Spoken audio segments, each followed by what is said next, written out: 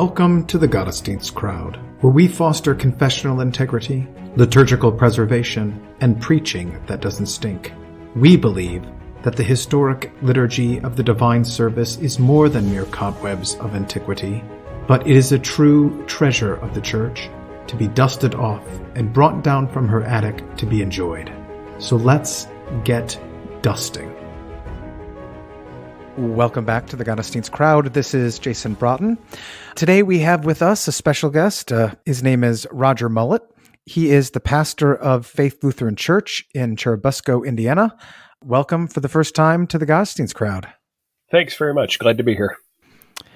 So we had met at one of the Gottesdienst events, probably at more than one, but most recently at the November Fest in Mattoon, where Pastor Ramirez was giving his discussion about resistance theory within the Missouri Synod. And we got talking about what you had studied or are studying and writing about at Fort Wayne. And it was about the typological nature of the book of Job and Job's life. And while we're familiar with various typological interpretations from the Old Testament, say like the sacrifices, especially Passover, the Day of Atonement, the life of Joseph, the life of Jacob, and then subsequently the life of the nation of Israel, particularly their wanderings and coming into the Promised Land. You know, even all the typological nature of the priests and what they're to do. I had never really heard of or really considered, and I'm not sure why, maybe it's just my infamiliarity with Job, other than Job 19 and the very beginning of Job, of the nature of, or the history of even, a typological interpretation of Job. So how about you kind of lay out for us just the landscape of what parts of Job are used typologically, and who started talking about this, and what things you have kind of benefited from this kind of understanding of Job. So just the landscape to begin with. Sure. So you kind of hinted at that this is a little unusual, that you haven't heard of it. And that's probably the case for most people, because truly, even since the time of the Reformation, there is not a whole lot done on Job in general, and there's certainly not very much done on Job as what I would say at least a messianic figure in the Old Testament. More often than not, what we see in the more recent scholarship, and by more recent, I really mean anything from about the 1700s onward, what we see is this strong connection made between Job and Abraham, starting to see Job as something of a patriarch, or at the very least recognizing between those two very faithful men in the Old Testament a lot of thematic parallels. The idea of Job being a messianic figure is kind of foreign to that modern scholarship. Just about the only place I can find it in church history is, and I mean, understand, we got to take this with a little bit of a grain of salt, but Gregory does this in the Moralia. Loves the idea of Job being the suffering servant, which I think is a very strong case all by itself. Sure. But anyway, the parallels that we see between Job and Abraham are extremely strong. And as I was working through this stuff, I wrote a couple of papers, one of which was to be presented at an ETS conference that COVID canceled, and so on. I ended up I kept coming back to this idea that, Job and Abraham, there's a lot going on there. There's a lot of parallels. Even the pseudepigraphal stuff makes that connection. But it's not quite a satisfying answer to the question. So the more I dug around and started going further back in church history and kind of also widening the net in terms of, well, maybe we can read some stuff that's a little off the wall, kind of found, Job really he's kind of hard to pin down, specifically because I think he's a messianic figure. Yeah. So I remember reading in seminary a commentary on Job by Aquinas, and this was for a Coles class. But I don't remember anything in that commentary about Job. Does he go that route at all, or are you unfamiliar with it? With Aquinas specifically, I'm not familiar. Okay. So what are the parallels then? I mean, if it's Gregory, that's 6th century, right? Where else does it pop up? And how do you get there? Like, what are the main aspects? Is it just the suffering part? Is there a certain aspect of obedience or of vindication? How does that all play out? What are the aspects to it? Sure. So the way I approach this for my study and my writing is I kind of group the connections into a few different categories. One of which is specific literary parallels, where it's the same usage of words in Hebrew or the same usage of phrases or whatever the case may be. Mm-hmm. And to be fair, I mean, from the outset, we're not going to do a whole lot of Hebrew today because those parallels are kind of few and far between, where it comes right out and says, this guy is just like this guy. And in fact, of course, the scriptures themselves make no explicit connection between Job and Abraham at all. I think going a little more broadly than that, the literary parallels, by which I mean not specific words and phrases, but the way the narrative is constructed. And of course, hearer beware, I guess, that, you do dabble in a little bit of what's called literary criticism, where we're kind of looking at not necessarily the content of a passage, but the way it's written. Kind of we talk about chiasms and parallel structures and kind of where we have a sequence of things. And then, oh, look, here's another passage where the same things appear in the same order. We do this all the time, usually without thinking about it as we read the Bible. Mm-hmm. And so the way that the narratives about Abraham and Isaac are constructed, and the way the narratives, by which I mean the first couple of chapters of Job and the last chapter of Job, are constructed, are very, very similar. Because of course, most of the middle stuff of Job is almost strictly dialogue. Yeah. And then we also have more broadly thematic, just kind of a catch-all, everything else thematic parallels, wherein you find things like you mentioned, like the suffering, like the innocence, I think, is a big one, that Job never actually commits a sin, according to the author of Job, and things like that. In terms of pseudepigraphal connections, these really go in the literary connection as well. Obviously, the pseudepigrapha not part of the scriptures, but there's two pseudepigraphal documents that both make this connection. One of them is the Testament of Abraham, and the other one's the Testament of Job, and they both kind of cross-pollinate and say, hey, there's something going on here, even though the Bible itself doesn't come right out and say it. So why use the pseudepigrapha? It's just because it gets at the thinking of the day and things like that, or it serves as good commentary for how people understood things at that particular time? Yeah, I think that's the main reason. I agree that this gives you, right, because most of this is written in that intertestamental time, give or take. And so in that time, when we don't have anything directly from God through one of his prophets, we have that gap of silence after Malachi until John the Baptist shows up. Mm-hmm. People are trying to fill in the gaps. They're trying to, if God were speaking now, what might he say? Mm-hmm. And so a lot of it is obviously speculative, and a lot of it becomes kind of fantastical. And some of it, of course, just comes right out and contradicts what God has said elsewhere in the scriptures. Yeah. But it does kind of get at these questions that people were asking and these connections that they were trying to make as they pondered the scriptures that they had.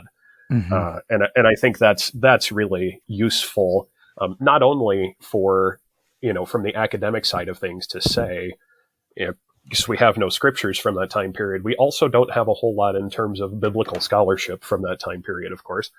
And so to give you a lens or a little window into what are people thinking about, what connections are they making, but then also to kind of consider, as I said, what questions are they asking? What do they see as the important stuff in the Bible? So anything in the New Testament? I mean, the only place I can remember Job specifically mentioned in the New Testament is in James. This is off the top of my that's head. right. Is there a connection there? It seems like James is connecting it to the suffering of God's people, but referring to it the steadfastness, right?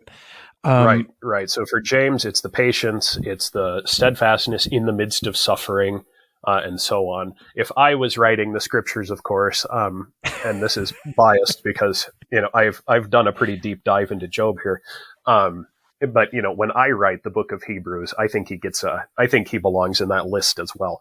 Okay. Yeah.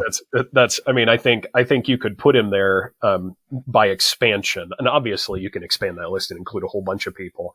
But when you look at the guys who are on that list in Hebrews, I think Job is kind of among them. But the only place it comes right out and says you're right is in James, where we have heard of the steadfastness of Job.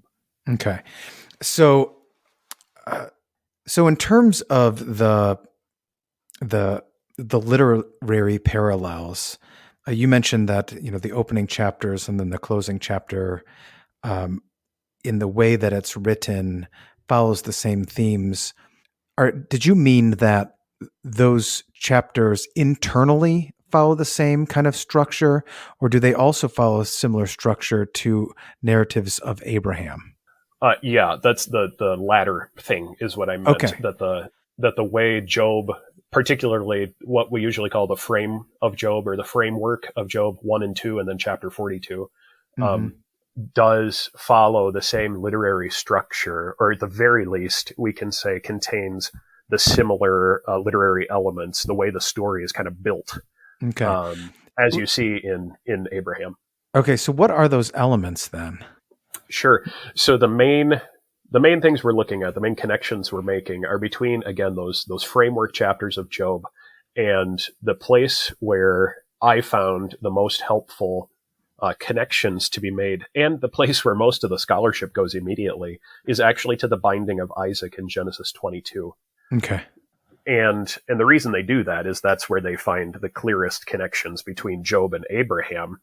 I think you can read it again and find there the clearest connections between Job and Isaac. But, and that's that was kind of my first little foray into, well, what if Job isn't Abraham? What if he's Isaac? And if he's Isaac, can we go further and say Job is also foreshadowing in some ways Jesus himself? But anyway, literary structure, that's what we're talking about. So the biggest one in terms of literary structure is that you see in these narratives different levels of information. And by that, I simply mean there are things going on that are known only to the reader, that the characters, as they are taking part in the events of history in their time, aren't aware of yet. So in Genesis 22, the binding of Isaac, it's usually called the sacrifice of Isaac, with your little paragraph headings in most English Bibles, but he never actually is sacrificed. Right. So anyway, the binding of Isaac, we find out as the reader, before everything else happens, that Abraham's faith is being tested by this. That's the purpose for the whole thing. Abraham doesn't know that it's a test. Abraham doesn't find that out really until the end, when the angel of the Lord speaks to him. And even then, he doesn't come right out and say, this was a test and you passed. Right. I think Abraham can kind of infer that from what is said at the end of Genesis 22. But Sure. it never comes right out and says, so there's stuff that we know as the readers, and there's stuff that only, and then there's that kind of lower level of knowledge that everybody knows, both we as the reader and whoever it was participating in the events as they happen. The same thing happens with Job. Job goes through his entire ordeal knowing nothing of the contents of chapter 1 and chapter 2. He doesn't know about this divine bargain that's being struck in the courts of heaven. He doesn't know that God the Father has offered him up and said, hey, have you considered my servant Job? that too, we might pick up on that again in a little bit here, but that, I think, by itself is one of the most significant elements that's so often overlooked in those first couple of chapters. It's actually God who brings Job into the conversation. Yeah. We often, as we summarize the entire story of Job in our heads, well, and Satan decided to afflict Job one day, and Job was faithful, and God rewarded him at the end, and that's almost correct. But it's God who says, have you considered my servant Job? Job is brought into the conversation by God. Anyway, we'll come back to that, I'm sure. Well, I mean, getting back to that, but just kind of jumping off on that too. In one way, wouldn't we all want to be held up like that by God himself? Have you considered my servant?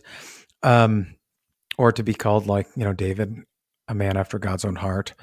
But then when we see what happens, we don't want it. Yeah, that's the sort of, right, exactly. We wish that we could all be called that, but we don't want what goes along with it. You kind of think of the sons of Zebedee, right? We would love to sit at the right hand and at the left hand until we learn what that actually means. Right. That's right. So that's also a parallel then with our Lord, that the Father offers up the Son. Yes.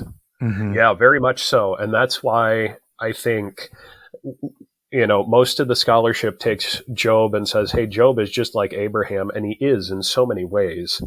But I really do think, if for no other reason than this theme of being offered up, if you take nothing else away from it, take this. I think there's a lot more to be said, but take this away, that it's Abraham who is called upon to offer the son. And when we read the binding of Isaac in Genesis 22, we don't see Abraham as a foreshadowing of Jesus. Mm-hmm. We see Abraham as playing the role of God the Father. Isaac is the one who foreshadows Jesus. Right. So it is in Job. Job isn't the one making the offering. Job is the one being offered. Mm-hmm. So so if it doesn't have to be either or, what that is to say, if Job can both kind of picture both Abraham and Isaac kind of in one person, sure, and thus the offering of the Father and the willing obedience of the Son, in what way? How does that help? How does that help us understand how to read these things? Like, are we to see then? Perhaps we're jumping too far ahead in application, but are we to see God behind all of these things all the time? Are we to make that assumption? The short answer is yes. I'm kind of reminded of the way that you said that. Just kind of reminded me of the discussion that I was having with my vicar about the readings for this coming Sunday for Sexagesima, and looking at the parable of the sower and kind of thinking, well, Christ is the seed, but Christ is also kind of the good soil who makes us to be good soil. And so Jesus is just all of it all at once, all the time. And we don't want to hastily oversimplify like that, because there's obviously more nuance to it than that. But I think I would go back, in fact, to what you mentioned right at the very beginning, where we see some of these typological things where Jesus or another figure in the Old Testament is kind of a stand-in for the entire nation of Israel. And I think Job, by his strong connections to particularly Abraham, but the patriarchs as kind of a unit, if you will, most especially Abraham, Isaac, and Jacob. I mean, all of the parallel observations that we can make between Job and Abraham that make Job seem like a patriarch, maybe if in fact Job is a Gentile, a gentilic patriarch, if you will, kind of a counterpart to that. You can also make all those connections to Isaac as a patriarch. You can also make all those connections to Jacob as a patriarch. So rather than, and this is one direction my argument kind of goes, is I think Job to Abraham is maybe a little too specific. In that Job really, when we look at Job, we're seeing a patriarch. We're seeing in many ways kind of what the patriarchs were meant to be. Because when we look at Job and stack him up against Abraham, he is everything in terms of faithfulness and work that Abraham is commanded to be, and then he goes above and beyond it. Yeah. One of the best examples of this is I think it's at the beginning of Genesis 17, where Abraham is commanded to follow God and to be tamim, to be complete or perfect. Yeah. But Abraham's character is never actually described that way. He's only ever commanded to be that way. In the first 2 chapters of Job, Job is called tamim. He's called perfect, which is the unblemished word for the sacrifices. Yeah. Which is, I mean, that by itself, holy smokes, we'll just write another paper about just that. But one of the phrases I keep coming back to, or that I kept coming back to in one of my papers that I wrote about this to present was, Abraham is good, Job is better. Or Job is good, Abraham is good enough. You know, that all these parallels, what we kind of see is that Job does everything Abraham does and then goes a little bit further, and that he's kind of set apart like that, I think should start to hint at that maybe it goes a little deeper. Sure. So Job, insofar as he links to Abraham, I think we can see him as, again, maybe I kind of think he's a Gentile. I like the idea of him as a gentilic patriarch, or almost a fulfillment of the patriarchal system, so to speak. Yeah. We kind of see that, you know, and it kind of helps us get away, even in Old Testament times, get away from this idea that so plagues the Jews at the time of Jesus that they're born into the right family or the right lineage. If we've got this Gentile counterpart to Abraham already in the Old Testament times, and I think roughly contemporary with Abraham, okay, then it's already, I mean, it just kind of adds another layer to this idea that salvation is for Jews and Gentiles, even in the Old Testament. Sure. But then from that, if we take it to Isaac as well, I think we can see both that Job then is the patriarch, right? Is he who offers, if you will, but is the one who is offered as well. That in the same way that Jesus fulfills the life of the nation of Israel, if you will, that, you know, he goes down to Egypt so that out of Egypt I called my son, right, and so on. Everything that we see Israel do and fail to do in the Old Testament, Jesus does successfully in the New. Mm-hmm. So we can take the patriarchs, I think, as kind of a representative of that, but also he's the savior. And this is, I think, that's kind of the crux of the thing for me, is that Job is both an embodiment of God's people and an embodiment of the savior of God's people. Okay. Which you would expect to see if God's people are the body of the savior. Yeah. I mean, it actually makes quite a lot of sense when you think about it. Mm-hmm. So the way it's written, the construction, you have the testing. Were there other elements there? Well, so you have, like I said, the layers of knowledge. You have the testing. You have, in Job, of course, it's much more drawn out. Sure. But you have this dialogue that takes place internally between the one being tested and others who are kind of, what do I want to say? They're not the main character, kind of supporting cast members, if you will. I'm not trying to deny the historicity or the veracity of these stories. But, you know, the supporting cast, in Job's case, the 3 friends, and then the 4th one eventually. In Abraham's case, he dialogues with Isaac. He also speaks to the servants that accompanied them on their journey out to the mountain. And so at the conclusion, then, God himself speaks. God kind of has the last word, so to speak. And for Job, this occurs first in chapter, I think it's 38, in the whirlwind. I think that's where it begins, 37 or 38. And then in Genesis 22, it's the angel of the Lord who speaks. And we know that the angel of the Lord there, even if we don't want to make the sweeping claims that some of our scholars do, there it's most certainly got to be the second person of the Trinity speaking, because Now I know that you fear God because you have not withheld your son, your only son, from me. Mm-hmm. Right? So it's God speaking. God gets the last word. And then at the conclusion, the blessings are bestowed again. Isaac is, spared his life. We have intercession both by Abraham offering up the ram and by Job making sacrifices for his friends who have sinned or who even may have sinned, and so on. So that structure, that layers of knowledge throughout, that the reader knows slightly more than the characters do as they're going through it. And then that structure of testing, of dialogue, of kind of the culmination of the test itself, followed by God himself speaks, God has the last word, and then the blessings that are bestowed afterward in response to the faithfulness under fire, so to speak. And that structure, with some variation, is actually, it's a super common way to write in the ancient world. It kind of sets it up like a legend, so to speak.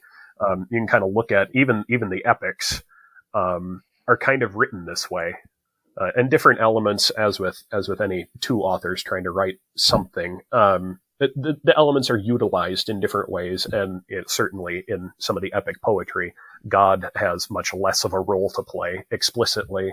And so on. But these are the elements that are kind of typical of your ancient legend, so to speak. Mm-hmm. So does that indicate it was, like the Odyssey or the Iliad, that these things would have been orally conveyed at all, or because of that kind of structure? Is that just how they thought? Oh, I think it's both. Okay. I think you can kind of think back and say, well, that is just kind of how they did it back then. But I think it's both. I think they did it that way because it was easier to tell the story that way too. Yeah. Okay. Okay. So you already mentioned the perfection, the uprightness words. Are there other words and then phrases that you would like to highlight in terms of literary parallels? Yeah, the other big ones, as I kind of mentioned, the parallels between Job and Abraham are the ones that the literature or the scholarship really focuses in on. But most of these words and phrases you can apply to any of the patriarchs, and it's mostly about the way that the death of the patriarchs are talked about. Mm. When we talk about being old and full of days, or complete and full of days, it's the same phrase used, let me think here. When Abraham dies in Genesis 25 and Isaac dies in Genesis 35, it's almost word for word between Abraham and Isaac, which makes a certain amount of sense.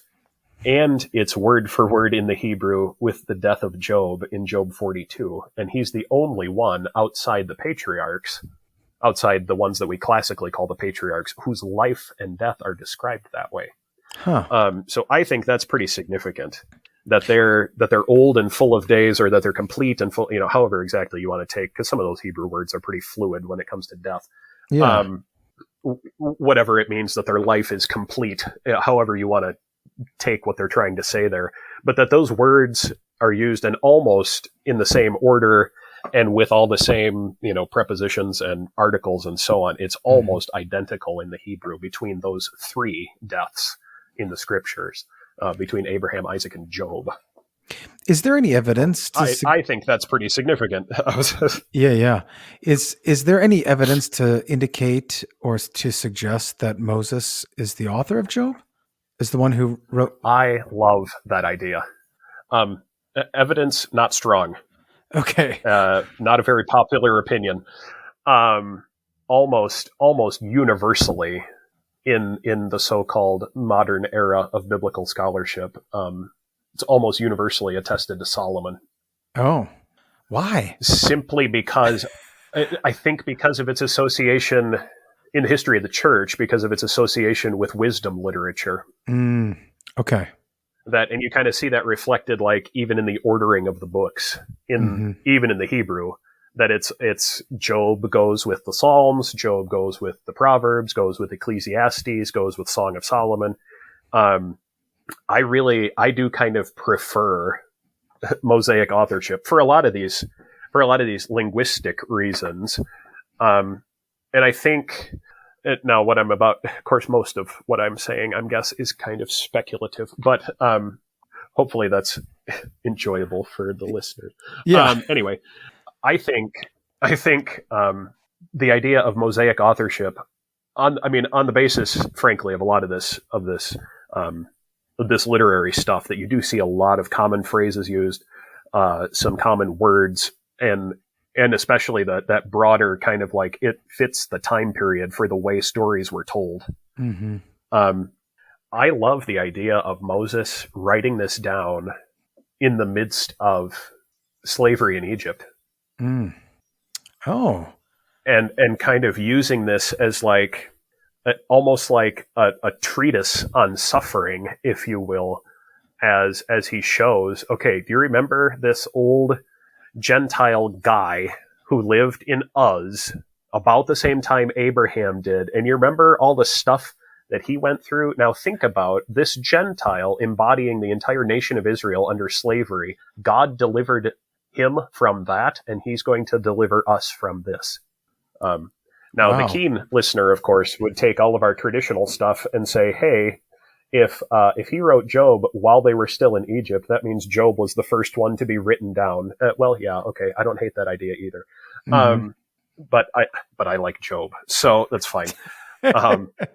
That's all speculation. Like I said, most of the scholarship wants it to be Solomon, and I don't find anything wrong with that.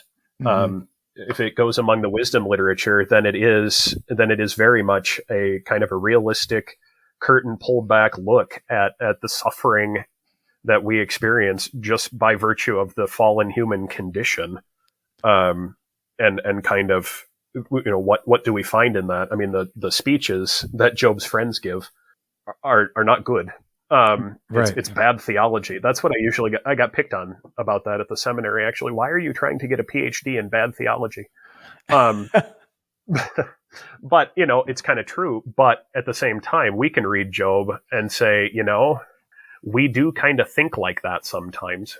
Mm-hmm. And that is kind of the direction we want to go sometimes, if we, unless we stop and really think about it. Sometimes we do go that way, and sometimes we know some preachers who preach that way. And, that's the kind of thinking, what we see in Job's friends. It's the kind of thinking that our world kind of embodies when it comes to suffering.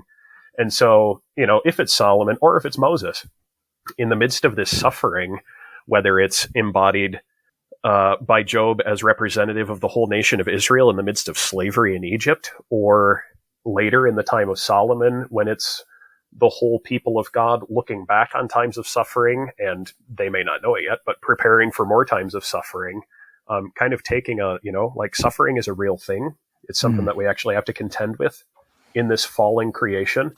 And there is a better answer than what our human flesh comes up with off the top of its head. Right.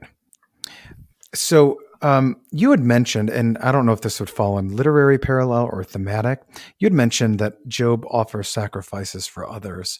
Are there examples of this with regard to Abraham or Isaac? Nothing comes to mind, but sometimes when I'm doing these things, memory fails. So, Sure. And what would that be a parallel to something else? Sure. Sacrifices offered for others. Sacrifices offered, yeah. Let me try to grab my notes here before I go too far down the wrong direction. One of the things that we look at with the theme of sacrifices offered on behalf of other people, of course, is intercession. Right? And that's the big thing. It's less about the offering of a sacrifice specifically and much more about the theme of intercession. Now, of course, when we get to Jesus, it's both and all the time, always, right? Victim and priest and whatever else you want to talk about. The sacrifice and the sacrificer, so to speak. Abraham makes intercession. And this would be, when Abraham in the Abimelech episode in Genesis 20, Abraham makes intercession there, and Job, of course, makes intercession not only at the beginning, where he's continually sacrificing, in fact. Right. In chapters 1 and 2, as Job is described, he's continually sacrificing because he says to himself, it may be that one of my children has sinned. So he's constant in intercession for his children. And then again at the end, I don't think, frankly, that's a particularly strong parallel between Job and Abraham. Okay. Simply because intercession in the life of Abraham is so few and far between. You could connect, I suppose, the kind of the extended intercession and almost bargaining with God for Sodom and Gomorrah in chapter 18 of Genesis. But it's not really a strong theme in Abraham's life, except for the near sacrifice of Isaac. That's really the first quote unquote big one that Abraham is called upon to do. I think it's kind of interesting to consider, and this is another maybe kind of a strong point, that Job kind of stands alone. One of the other ones who intercedes and is kind of this weird set apart guy that doesn't really go anywhere else is Melchizedek. Right. And he intercedes, and he's such a weird character, Melchizedek is. What on earth are we supposed to do with Melchizedek? He makes intercession, and yet he's kind of a Gentile at the same time. And he's kind of like Abraham and Isaac and Jacob, and yet not really at all. I find a lot of kind of that outside of the norm sort of idea, a lot of parallels in that sense between Job and Melchizedek as well. Okay. So would that fall under literary or thematic? Or one, I mean, and this is, as we mentioned before we started recording, this is, not necessarily extremely well organized. I would put that under simply under thematic. No, nor is reading the scriptures. Yeah, I would say that's thematic. This theme of intercession, this theme of offering sacrifices on behalf of other people, right? Which, and Job does that, and I think that's an important connection between him and the other patriarchs, or even him and, if you want to go really big picture, him and God to some extent, right? But the big point of Job is that he's the sacrifice that is offered, that he's the one offered up by the Father, that he makes intercessions at the beginning and at the end, I think draws a stronger parallel from Job to Jesus, that the sacrifice also intercedes for other people than it does backwards toward Abraham or Isaac, just because that intercessory thing isn't a real strong theme in the lives of the patriarchs. Yeah. No, that makes sense. So in other thematic parallels, you mentioned suffering, innocence. Besides just on the face of it for Job, where does that pop up in Abraham other than with Isaac in particular? Or even just the patriarchs in general? Well, it really doesn't, except for in Genesis 22. Yeah. Okay. Which is why I think, again, all of this, I felt both kind of bad and also horrendously arrogant as I was kind of preparing some of this stuff for these papers and these conferences as I was working through these things, because I was like, okay, this is what everybody says, but I think they're wrong. And hopefully someday God will correct me if I'm too far off base here. But, but I think that's why the connection to Abraham is lacking, because what great suffering really does Abraham endure?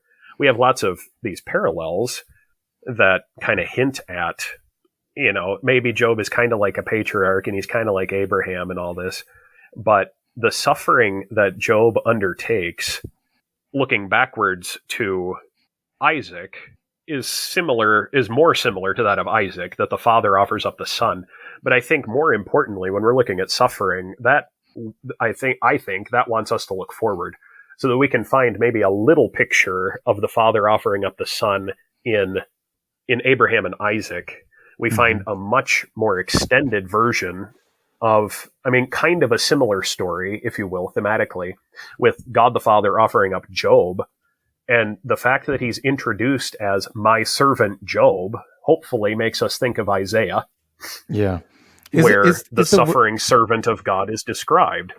Is it the word Eved there? Yeah, it is. Okay. Yeah. I don't have it in front of me, so. Yeah, at least I hope it is, because I put that in a bunch of different papers. Well, I mean, that's the interesting thing about when you go through the book of Exodus, there's this big play on words of Eved and Avodah, service or slavery, right? Yeah. Okay. Yeah. So, yeah. So I think Job, then, if we're considering, my servant Job, I hope the place that we go is actually forward, that we look forward to another servant of God, namely the suffering servant. I mean, and that brings you to, we have a parallel there. I think, how do I want to say this? Well, anyway, the other place that I would go there, we're thinking forward to like Isaiah 52, mostly 53, and also, Psalm 22. Mm-hmm. And if that seems, exegetically bold, well, sorry, not sorry, as the kids say, but to kind of see there and begin to allow our minds to wander through the scriptures a little bit. I sound just a little bit like Fabricius, don't I? Yeah. I don't mind that. It's funny. As I was preparing my notes for this, I really thought to myself, this is kind of what Fabricius did at Novemberfest. Yeah, it is. He kind of reads the Old Testament this way, and I love it. I do. And I encourage my people to do that too, to really, it's okay to let your mind wander a little bit and grab onto these connections, because Abraham is never my servant Abraham. Mm-hmm. Right? He's lots of things. Yeah. And he's called, the faithful guy and this and that and the other thing, but he's never my servant Abraham. I mean, God calls him that. Mm-hmm. And that's significant. So that he is the servant, and then who else is the servant in the scriptures? Well, it's Isaiah 53, it's Psalm 22, and that takes us immediately to Jesus himself. Mm-hmm. I think so much of the scholarship on Job wants to take Job and look backwards toward Abraham and see what's there. And I think instead, what we can do is look at Abraham and Isaac and say, well, here's this little tiny instance of the father offering up the son. Job is an expansion on that. It's a much larger episode of the same theme. And that actually points us forward to the fulfillment of the Father offering up the Son. Namely, obviously, God the Father offering up the Son. So is there a sense in terms of referring to Job as my servant, that there's like a regal or kingly theme going on in Job, and then also among the suffering servant narrative? Regal is really interesting. That's not something I have actually pondered all that much. I think there is a lot of that going on in Job, if for no other reason than his power and his wealth are described. Yeah. Both in the opening chapters and in the concluding chapter, when everything he has is restored twofold. Mm-hmm. That he has received from the Lord's hand double for all of his, not sins, obviously, because those aren't quite spelled out, but you get where I'm going with that. Sure. But regal in connection to the suffering servant is kind of interesting. For my next paper, I will examine. No, that specific theme, I haven't actually, I haven't really pondered that very much. Because it does seem, doesn't it, that the word servant isn't that often associated with the kings? Yeah, it is. Yeah. That's interesting. I didn't go down that route, but the other thing I would want to go into then, if we're going to go that way, I want to bring in Psalm 110 and. Let's do another podcast and go that direction too and see what happens. That's interesting. I haven't really pondered that specific connection before. Well, yeah, we'll have to have you back on once you have. Assignment to Roger. There you go.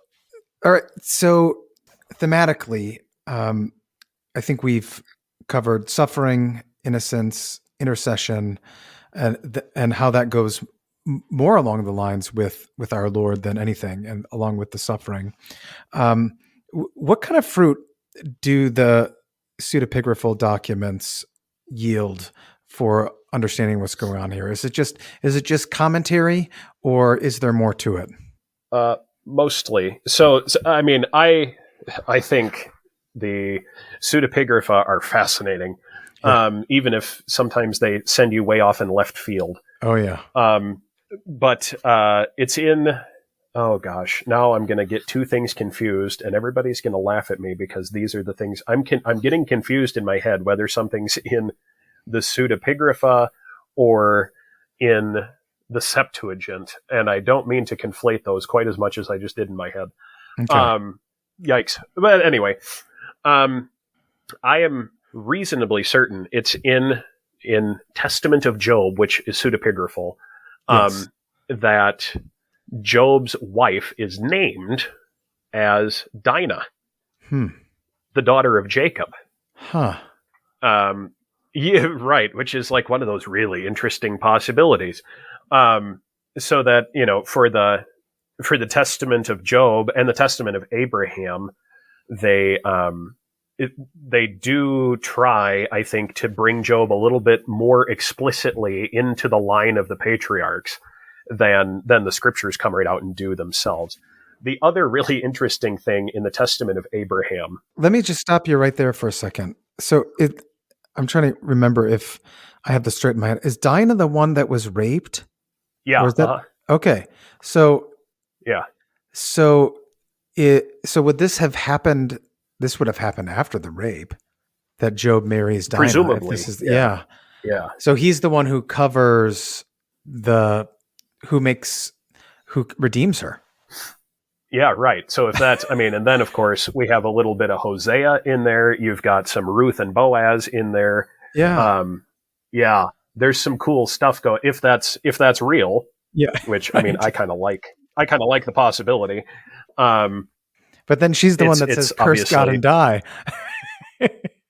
Right. Well, so that's kind of interesting too. If you read the Septuagint of Job, is way longer. In the Septuagint of Job, his wife has almost an entire chapter of dialogue to herself. Wow. It's not necessarily any more happy or positive than curse God and die, but it is, there's more.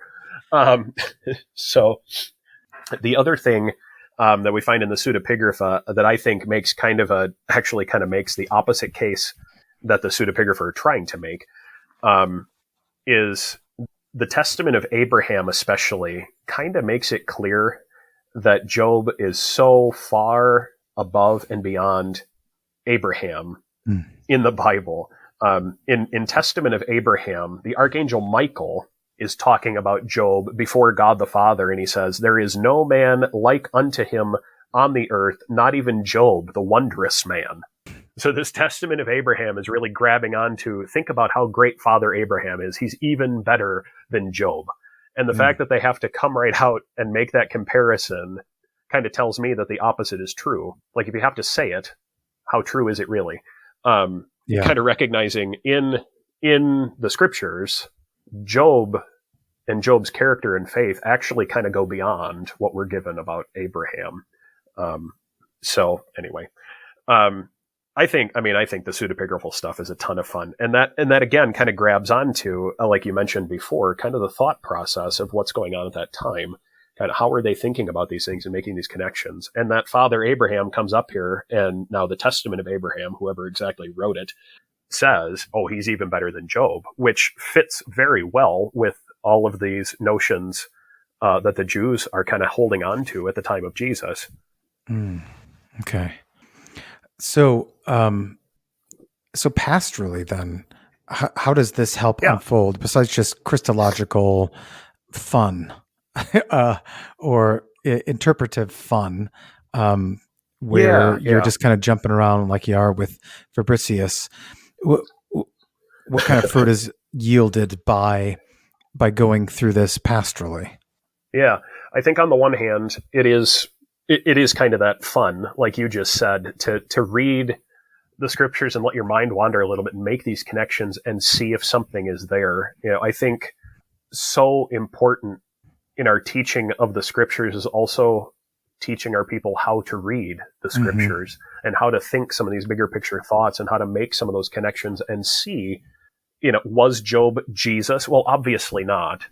Right. But are there certain things in his life that might remind us of or point us forward to Jesus? Absolutely. And that enriches our understanding of the Old Testament far beyond just reading the surface historical events. But I think there's a lot to be done here in terms of the way we think about our what you might call our theology of suffering. Okay.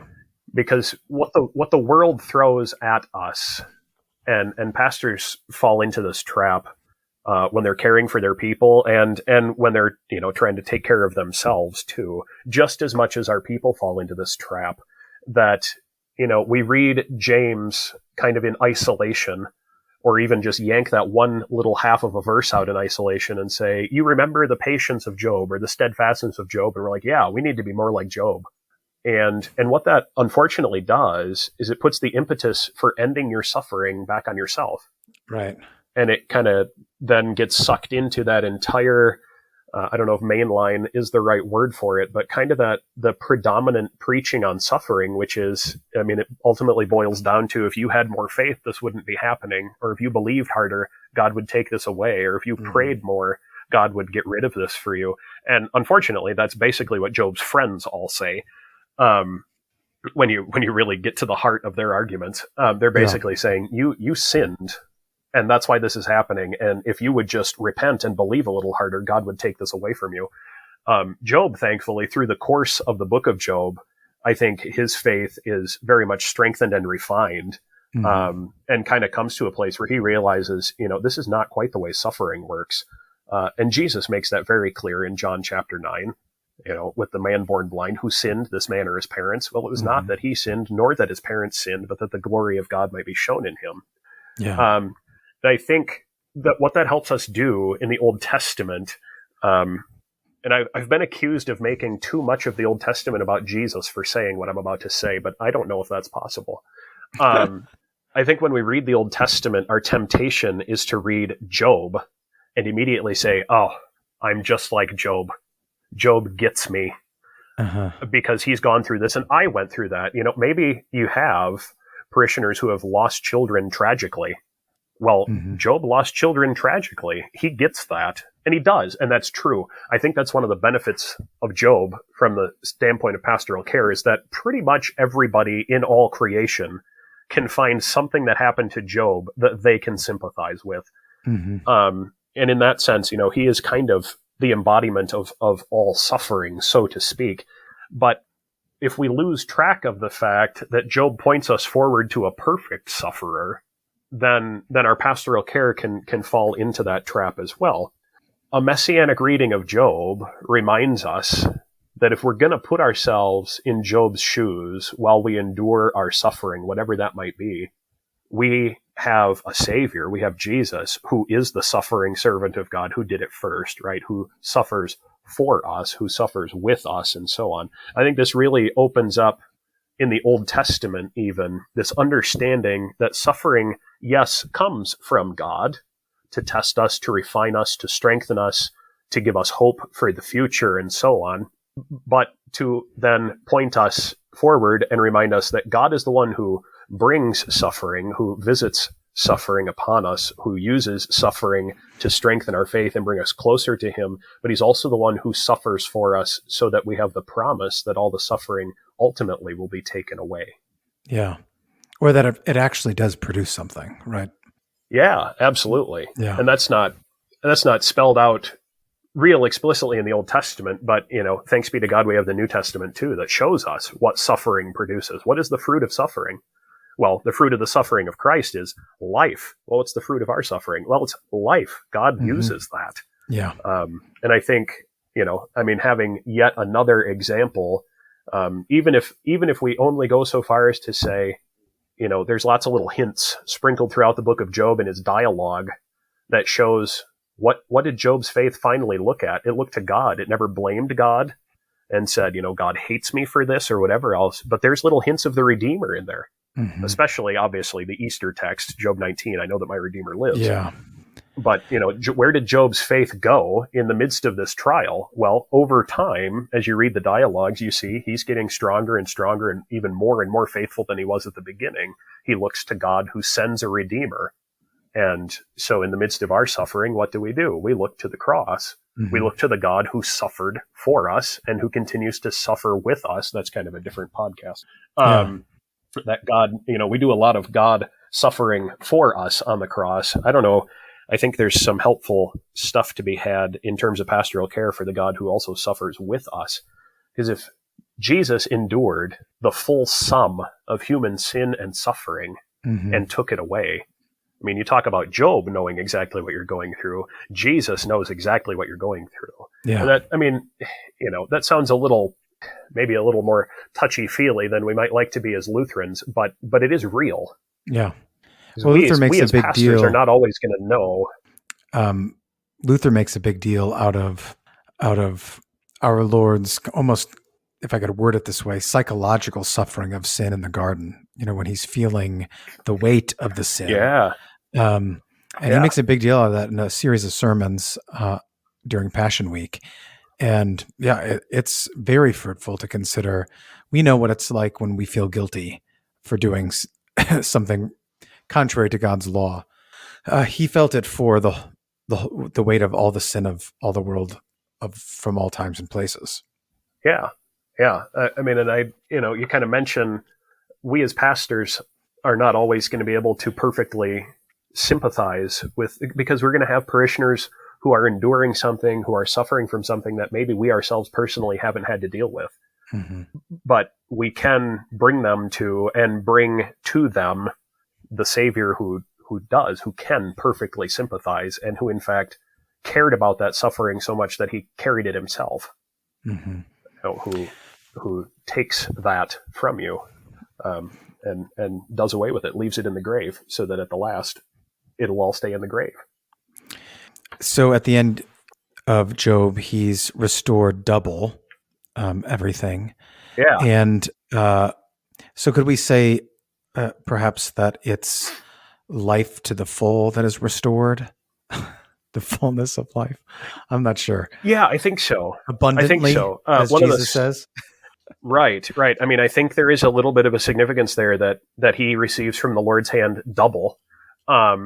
That kind of picks up on a different Old Testament theme, right? The firstborn gets the double inheritance and so on, and we are all firstborn because of Christ and all of that.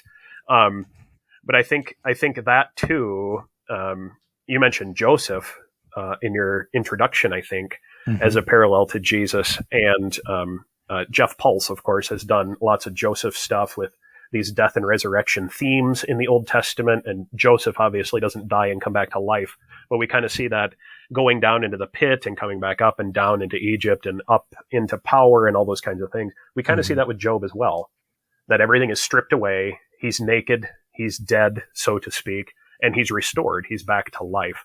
And if you will, there is a little hint of the resurrection in that last chapter too. This is something that we maybe don't think about too much. He receives double of all of his stuff except for his children.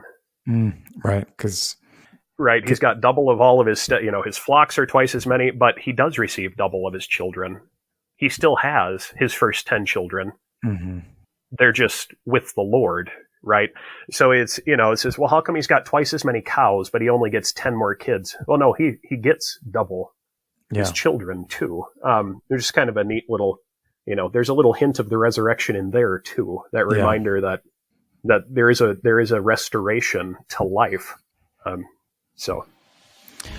Well, Roger, thank you for your time. This was fascinating stuff. Do you have any published work on this, or nothing published? I'm happy to share unpublished things, but well, no. So what ended up happening is I did stop for the time being my PhD work, and I finished an STM this past summer. Kind of where I was in the program, I had completed enough work to earn the STM, and this is something I'll take up again, hopefully at some point in the future. It was just one of those someday, and now is not that day. But I have got a lot of stuff I'm hoping to dig into and publish eventually. But like I say, any of this that anybody's curious about, feel free to share my email address around, and I'm happy to share notes or papers or whatever else. Well, that's wonderful. Thank you for your time and for leading us through this. And if you want to get a hold of him, just do a search for Faith Cherbusco in Indiana, and I'm sure that they have a contact information for you there. You can find me there. Thanks, Jason. This was a lot of fun. Thank you.